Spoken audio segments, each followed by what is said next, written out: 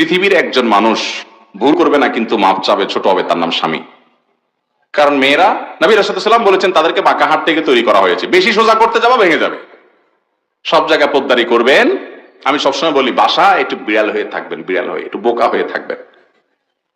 আমি নিজে আমার বাসায় বাচ্চাদের সাথে, বাসার সবার সাথে এমন ভাবে থাকি যে ওরা মনে করে এই লোকটা দুনিয়ার আসলে কিছুই বোঝে না।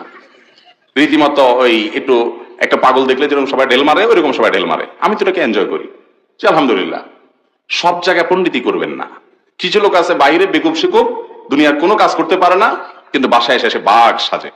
ভদ্রলোক বাসায় বিড়াল থাকে, বাহিরে বাঘ থাকে, আর অভদ্র লোক ছোট লোক বাহিরে বিড়াল থাকে, বাসায় এসে বাঘ হয়ে যায়। কথা কি বুঝতে পারছেন?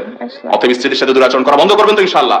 এছাড়া কখনো ভালো মুসলমান হতে পারবেন না। স্ত্রীর দুর্ব্যবহারকে হজম করা, ধৈর্য ধারণ করা, গিলে ফেলা, সবর করা, আল্লাহর জন্য ক্ষমা করে দেওয়া, হাসি মুখে গ্রহণ করে নেওয়া, এটাও যে ইবাদত, সেটা আমরা বেশিরভাগ মানুষ